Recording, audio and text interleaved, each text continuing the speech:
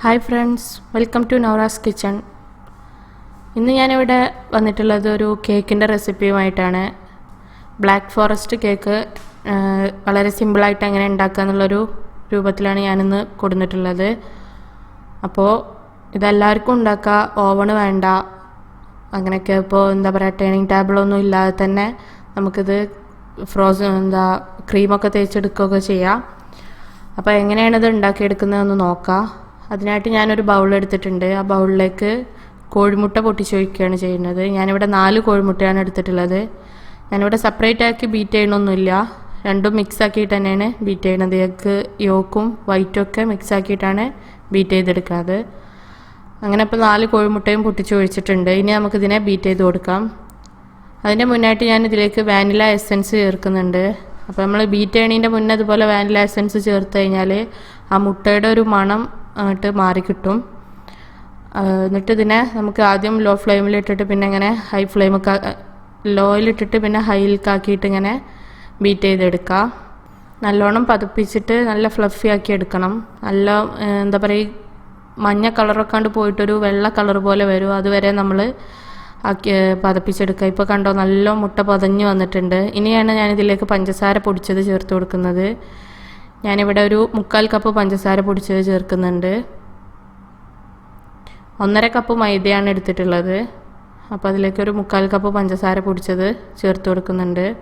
1.5 cup മൈദയല്ല, 1 cup മൈദയും പിന്നെ നമ്മൾ ബ്ലാക്ക് ഫോറസ്റ്റ് കേക്കാണല്ലോ, അപ്പോൾ പിന്നെ കൊക്കോ പൗഡർ ഉപയോഗിച്ചിട്ടാണ് ഇത് കുക്ക് ചെയ്തെടുക്കുക. ഓക്കെ, ഇപ്പോൾ നല്ലോണം ഇവിടെ പതഞ്ഞ് വന്നിട്ടുണ്ട്. ഈ ഒരു രൂപത്തിലാണ് നമ്മൾ മുട്ട നല്ലോണം അടിച്ചെടുക്കേണ്ടത്. ഈ ഒരു പരുവത്തിലാണ് നമുക്ക് കിട്ടേണ്ടത് മാവ്. ഇനി ഞാൻ ഇതിലേക്ക് ചേർത്ത് കൊടുക്കുന്നത് ഓയിലാണ്. ഓയിൽ നമുക്ക് ചേർത്തിട്ട് ബീറ്റ് ചെയ്തെടുക്കണം.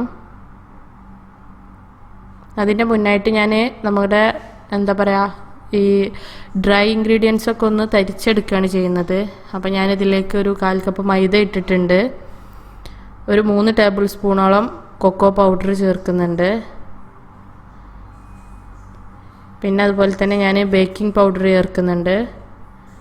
നമ്മളിപ്പോൾ മുട്ട നല്ലോണം ബീറ്റ് ചെയ്തെടുത്താൽ ബേക്കിംഗ് പൗഡറിൻ്റെ ബേക്കിംഗ് സോഡൻ്റെ ഒന്നും ആവശ്യം ശരിക്കില്ല. അപ്പോൾ ഞാനിവിടെ ഒരു 1/2 ടീസ്പൂൺ ബേക്കിംഗ് പൗഡർ ഇതിലേക്ക് ചേർക്കുന്നുള്ളൂ. 1/2 ടീസ്പൂണാണ്, അത്ര മാത്രമേ ഞാൻ ചേർക്കുന്നുള്ളൂ. അതുപോലെ തന്നെ ഒരു പിഞ്ച് കുറച്ച് ഉപ്പ്, ഒരു ടേസ്റ്റിന് വേണ്ടിയിട്ടുള്ള ഉപ്പ്, മധുരത്തിനൊന്ന് ബാലൻസ് ചെയ്ത് നിർത്താനുള്ള ഒരു ടേസ്റ്റിന് വേണ്ടിയിട്ടുള്ള ഉപ്പ്, ഇത്രയും ചേർത്തിട്ട് നമുക്കിതിനെ നല്ലോണം ഒന്ന് അരിപ്പയിൽ മിക്സ് ആക്കിയിട്ട് നല്ലോണം ഒന്ന് അരിച്ചെടുക്കാം. ഒരു 2-3 പ്രാവശ്യം അരിച്ചെടുത്താൽ അത്രയും നല്ലതാണ്. ഈ അരിച്ചിട്ട് മിക്സാക്കി എടുക്കുന്നതിലാണ് നമ്മുടെ കേക്ക് നല്ല പെർഫെക്റ്റ് ആയിട്ട് വരുന്ന മറ്റൊരു ട്രിക്ക് എന്ന് പറയുന്നത്. അതുപോലെ തന്നെ മുട്ട പതച്ചെടുക്കുക. ഇത്രയും ചെയ്താൽ തന്നെ നമുക്ക് നല്ല സോഫ്റ്റ് ആയിട്ടുള്ള കേക്ക് കിട്ടും. ഇനിയാണ് ഞാൻ ഇതിലേക്ക് ഓയിൽ ചേർത്ത് കൊടുക്കുന്നത്. ഈ ഓയിൽ ചേർത്തിട്ട് നല്ലോണം ഒന്ന് ബീറ്റ് ചെയ്തെടുക്കുക. ഓയിലും ചേർത്ത് ഇതുപോലെ നന്നായിട്ട് ബീറ്റ് ചെയ്തെടുക്കുക. ഓക്കെ, ഇപ്പോൾ ഇവിടെ റെഡി ആയിട്ടുണ്ട്. ഇനി നമുക്ക് ഈ ഡ്രൈ ഇൻഗ്രീഡിയൻസിനെ മെല്ലെ ഇതിലേക്ക് ചേർത്ത് കുറേശ്ശെ ആയിട്ട് ചേർത്തിട്ട് മിക്സാക്കി കൊടുക്കുക. ഒരുപാട് ഇട്ട് ഇളക്കിയിട്ട് നമ്മൾ എന്താ പറയുക, ആ മുട്ട നല്ലോണം പതഞ്ഞ് വന്നതിനെ അങ്ങോട്ട് താഴ്ത്തി കളയരുത്. അപ്പോൾ നല്ലോണം സൂക്ഷിച്ചിട്ട് നല്ല പോലെ മിക്സാക്കി എടുക്കുക. ഇതിൽ കാണുന്ന രൂപത്തിൽ നിങ്ങൾ ഒരു സൈഡിലേക്ക് മാത്രമാക്കി മിക്സാക്കാൻ ശ്രദ്ധിക്കുക. അങ്ങനെ നമുക്ക് ബാക്കിയുള്ള പൊടിയൊക്കെ അതിൽ ചേർത്തിട്ട് യോജിപ്പിച്ചെടുക്കാവുന്നതാണ്.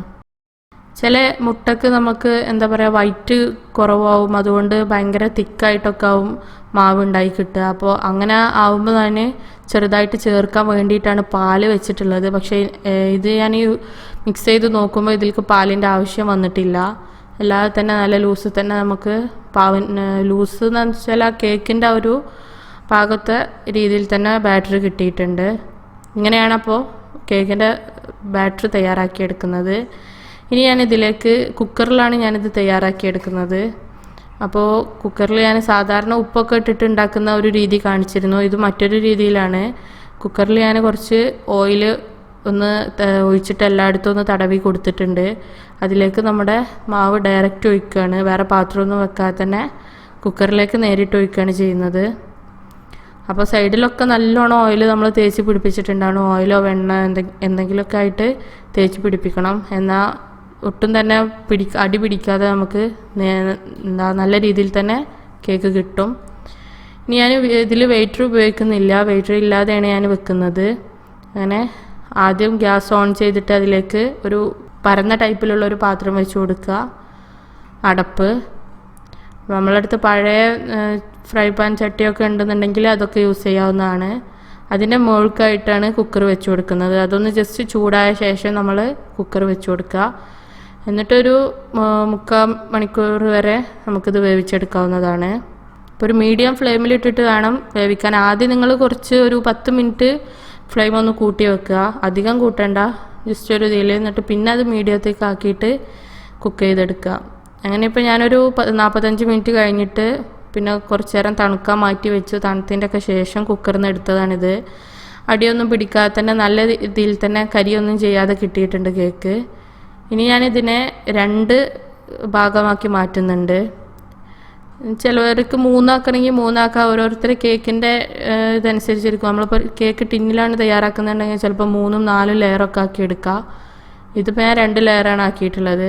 3ാമതൊരു ലെയർ കട്ട് ചെയ്താൽ ചിലപ്പോൾ അത് ശരിയായി കിട്ടിക്കൊള്ളണമെന്നില്ല. ഇനി ഇതുപോലത്തെ ഒരു കേക്ക് ബോട്ടിൽ ഞാൻ കുറച്ച് വിപ്പിംഗ് ക്രീം അടിയിലായിട്ട് ഇങ്ങനെ തേച്ച് കൊടുക്കുകയാണ്. അതിലേക്ക് നമ്മുടെ കേക്ക് ഇട്ട് കൊടുക്കാം. ഫസ്റ്റ് ലെയർ ഞാൻ വെച്ചിട്ടുണ്ട്. ഇനി ഞാനിത് കുറച്ച് ഷുഗർ സിറപ്പാണ്.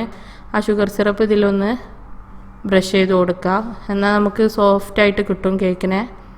അതിന് വേണ്ടിയിട്ടാണ് ഈ എന്താ പറയുക, ഇങ്ങനെ ഡെക്കറേഷൻ ചെയ്യലും ഇതിൻ്റെ ഐസിങ് ചെയ്യലൊക്കെ നിങ്ങളുടെ ഓരോരുത്തരുടെ ഇഷ്ടമനുസരിച്ചാണ്. ഞാൻ ചെയ്യുന്നൊരു രീതി കാണിക്കുന്നതേ ഉള്ളൂ, എളുപ്പത്തിൽ ചെയ്യാൻ വേണ്ടിയിട്ട്. ഓക്കെ, അപ്പോൾ ഇനി അതിൻ്റെ മേലേക്ക് ഞാൻ വിപ്പിംഗ് ക്രീം ചേർത്ത് കൊടുക്കുകയാണ്. അപ്പോൾ വിപ്പിംഗ് ക്രീം തയ്യാറാക്കുന്നത് നമ്മളിപ്പോൾ പുഡിങ്ങിൻ്റെ വീഡിയോയിലൊക്കെ ആയിട്ട് കാണിച്ചിട്ടുള്ളതാണ്. അപ്പോൾ അതൊക്കെ കാണാത്തവരുണ്ടെന്നുണ്ടെങ്കിൽ അത് പോയി കാണുക. ഞാനിപ്പോൾ അടുത്തിട്ടിരുന്ന ഒരു റവ പുഡിങ്ങിലൊക്കെ കാണിച്ചിട്ടുണ്ട്, നല്ല തിക്കായിട്ട് ക്രീം കിട്ടുന്ന രീതിയൊക്കെ. ഓക്കെ, ഇതിനെ നല്ലോണം ഒന്ന് തേച്ച് പിടിപ്പിച്ച് കൊടുക്കുക. നമ്മൾ പിന്നെ ഒരുപാട് അങ്ങോട്ട് സൈഡൊന്നും കവർ ചെയ്യണമെന്നില്ല, കാരണം നമ്മൾ കുറച്ച് ചോക്ലേറ്റ് ചിപ്സ് വെച്ചിട്ട് ഇങ്ങനെ സൈഡൊക്കെ ഒന്ന് ഡെക്കറേഷൻ ചെയ്യുന്നുണ്ട്. ഓക്കെ, ഇനി ഞാനിത് കുറച്ച് ചോക്ലേറ്റിൻ്റെ ചിപ്സാണ് പല ഐറ്റംസിലുള്ള, അതൊന്ന് ഇതിൽ ചേർത്ത് കൊടുക്കുന്നുണ്ട്. ഒരു 4 ടൈപ്പിലാണ് ഇങ്ങനെ ഒരു ബോക്സിൽ എനിക്ക് കിട്ടിയിട്ടുള്ളത്. അപ്പോൾ ആ 4 ടൈപ്പിൽ നിന്നും കുറേശ്ശെ ഞാനിതിലേക്ക് ചേർത്ത് കൊടുക്കുന്നുണ്ട്. ബൗൾസ് ടൈപ്പിലായിട്ട്, അതുപോലെ കുറച്ച് നീളത്തിലുള്ള ചിപ്സ് പോലെ ആയിട്ടൊക്കെ കിട്ടിയിട്ടുണ്ട്. ഇനി 2ാമത്തെ ലെയർ എടുക്കണം. അതിനൊന്ന് മറിച്ചിട്ടിട്ട് ഞാൻ അതിൻ്റെ മേലെ കുറച്ചുകൂടെ ഷുഗർ സിറപ്പ് ആക്കി കൊടുക്കുകയാണ്. കാരണം അതിൻ്റെ മുകളിലാക്കി കഴിഞ്ഞാൽ അടിയിലേക്ക് ചിലപ്പോൾ ഇറങ്ങി കിട്ടൂല. അപ്പോൾ ആദ്യം ഇങ്ങനെ ഒന്ന് ആക്കിയിട്ട് നമുക്കിതിലേക്ക് വെച്ച് കൊടുക്കാവുന്നതാണ്. അപ്പോൾ നല്ല സോഫ്റ്റാണ് നമ്മളെ കേക്ക്. അപ്പോൾ എടുക്കുമ്പോഴൊക്കെ ശ്രദ്ധിക്കണം, ചിലപ്പോൾ നമ്മൾ കൈ പിടിക്കുമ്പോൾ മുറിഞ്ഞു പോവും. അപ്പോൾ എല്ലാം എന്താ പറയുക, കൊള്ളായി പോവും. ഇനി അതിൻ്റെ മേലെ ഒന്നും കൂടെ ഷുഗർ സിറപ്പ് ബ്രഷ് ചെയ്ത് കൊടുക്കുകയാണ്. ഇത് ഷുഗർ സിറപ്പ് ഞാൻ 1/2 ഗ്ലാസ് വെള്ളത്തിലേക്കൊരു 4-5 ടേബിൾ സ്പൂണ് ഷുഗർ ഇട്ടിട്ട് നല്ലോണം തിളപ്പിച്ചെടുത്തതാണ്. ഇനി നമുക്ക് ഏറ്റവും ടോപ്പിംഗ് ആയിട്ട് ബാക്കി വന്ന വിപ്പിംഗ് ക്രീമും കൂടെ ചേർത്ത് കൊടുക്കുക. ഇതിനെ നല്ലോണം ഒന്ന് സൈഡിലൊക്കെ തേച്ച് പിടിപ്പിക്കുക. ഒരുപാട് അങ്ങോട്ട് നൈസാക്കി പിടിപ്പിക്കണമെന്നൊന്നുമില്ല. ഇപ്പോൾ ഇവിടെ ഞാനൊരു വിധത്തിലൊക്കെ ഇത് തേച്ച് പിടിപ്പിച്ചിട്ടുണ്ട്. ഇങ്ങനെ മതി. ഇനി ഞാൻ ഇതിൽ നിന്ന് കുറച്ച് വിപ്പിംഗ് ക്രീം ഇതുപോലെ ഒരു പൈപ്പിംഗ് ബാഗിലേക്ക് ആക്കിയിട്ടുണ്ട്. അതിലൊരു ഫ്ലവർ ടൈപ്പിൽ വരുന്ന ഒരു നോസിലിട്ടിട്ട് അതിലൂടെ ഞാനൊരു ഡെക്കറേഷൻ കൊടുക്കുകയാണ് ചെയ്യുന്നത്. ഇങ്ങനെ ഓരോ സൈഡിലുമായിട്ട് ഇതുപോലെ ഫ്ലവർ പോലെ ഇങ്ങനെ ഒന്ന് റൗണ്ട് ചെയ്ത് വരച്ചു കൊടുക്കുകയാണ്. അത്രയ്ക്ക് പെർഫെക്റ്റ് ഒന്നും അല്ല. അപ്പോൾ നിങ്ങളൊക്കെ ഓരോരുത്തരുടെ ഇഷ്ടം അനുസരിച്ച് ചെയ്തെടുത്താൽ മതി ഈ ഡെക്കറേഷനൊക്കെ.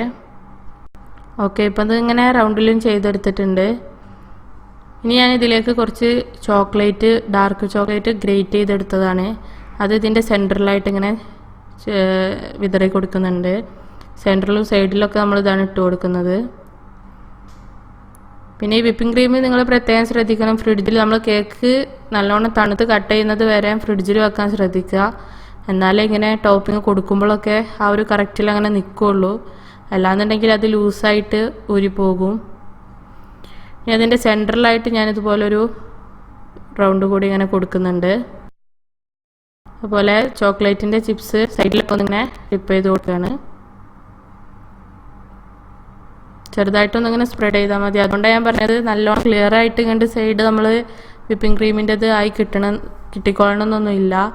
കാരണം ഇതുപോലെ ഇങ്ങനെ കൊടുക്കാനുള്ളതുകൊണ്ട് ഈ ഒരു രൂപത്തിലാണ്. അപ്പോൾ ഞാനിത് മൊത്തം സൈഡിലൊക്കെ കൊടുത്തു കഴിഞ്ഞിട്ടുണ്ട്. ഞാൻ അതിൻ്റെ അടിഭാഗത്ത് ഇതുപോലെ ആ ഒരു നോസിൽ തന്നെ ഞാനിങ്ങനെ വെറുതെ ചെറുതായിട്ടൊരു ഡെക്കറേഷൻ കൊടുക്കുകയാണ്. നമ്മൾ ആ ചോക്ലേറ്റിൻ്റെ ഇത് മാത്രമാകുമ്പോൾ ഒരു സൈഡ് ഒരു ഫിനിഷിങ് അല്ലാത്ത പോലെ തോന്നും. അപ്പോൾ ഒരു ചെറിയ ഫിനിഷിന് വേണ്ടിയിട്ട് ഇങ്ങനെ ഒന്ന് റൗണ്ട് ചെയ്ത് കൊടുക്കുന്നുണ്ട്.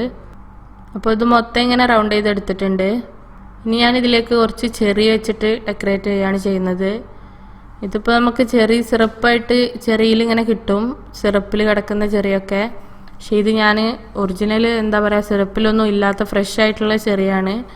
അത് നമ്മൾ നേരത്തെ ബാക്കി ഉണ്ടായിരുന്ന ഷുഗർ സിറപ്പിൽ വെറുതെ ഇട്ട് വെച്ചതാണ് കുറച്ച് നേരം. ആ ഒരു ചെറി എടുത്തിട്ട് ഞാൻ ഇതിൻ്റെ റൗണ്ടിലും ഇങ്ങനെ വെച്ച് കൊടുക്കുകയാണ്. അപ്പോൾ ഇവിടെ ചെറിയൊക്കെ ഡെക്കറേഷൻ ചെയ്തു. ഇനി നേരത്തെ നമ്മൾ ഇട്ടിരുന്ന മറ്റേ എന്താ പറയുക ചോക്ലേറ്റ് ബോൾസ് ചെറുതായിട്ട് ഇങ്ങനെ ഓരോതിൻ്റെ മുകളിൽ ഇട്ട് കൊടുക്കുകയാണ്, ചെറിയൊരു ഡെക്കറേഷൻ. അപ്പോൾ ഈ ഒരു രൂപത്തിലാണ് ഞാൻ ബ്ലാക്ക് ഫോറസ്റ്റ് കേക്ക് തയ്യാറാക്കി എടുത്തിട്ടുള്ളത്. ഇത് വളരെ ഈസിയാണ്, ആർക്കും ചെയ്യാവുന്നതാണ്. അപ്പോൾ ഓവൻ്റെ ആവശ്യമൊന്നുമില്ല, കുക്കറിലാണ് തയ്യാറാക്കിയെടുത്തത്. അപ്പോൾ എല്ലാവർക്കും ഈ വീഡിയോ ഇഷ്ടപ്പെടുമെന്ന് വിചാരിക്കുന്നു. തയ്യാറാക്കാത്തവരുണ്ടെങ്കിൽ ഇതുപോലെ ഒന്ന് ട്രൈ ചെയ്ത് നോക്കുക, നല്ല ടേസ്റ്റാണ്. പിന്നെ നമ്മളിത് ഇങ്ങനെ ഉണ്ടാക്കിയിട്ട് ഒരു 2 മണിക്കൂറെങ്കിലും ഫ്രിഡ്ജിൽ വെച്ചതിൻ്റെ ശേഷം എടുക്കാൻ ശ്രദ്ധിക്കുക, അപ്പോഴാണ് ഫുള്ളായിട്ട് സെറ്റായി കിട്ടുക. ഇതിപ്പോൾ ഞാൻ 2 മണിക്കൂറിൻ്റെ ശേഷം എടുത്തതാണ്. അപ്പോൾ ഈ ഒരു വീഡിയോ എല്ലാവർക്കും ഇഷ്ടപ്പെട്ടെന്നുണ്ടെങ്കിൽ ദയവായി ഷെയർ ചെയ്യുക, അതുപോലെ തന്നെ ലൈക്ക് ചെയ്യുക, കമൻറ്റ് ചെയ്യുക. ഈ നവറാസ് കിച്ചൺ ആദ്യമായിട്ട് കാണുന്നവരാണെന്നുണ്ടെങ്കിൽ സബ്സ്ക്രൈബ് ചെയ്യുക, കൂടെ ബെല്ലൈക്കൺ കൂടി ക്ലിക്ക് ചെയ്യുക. Thank you for watching.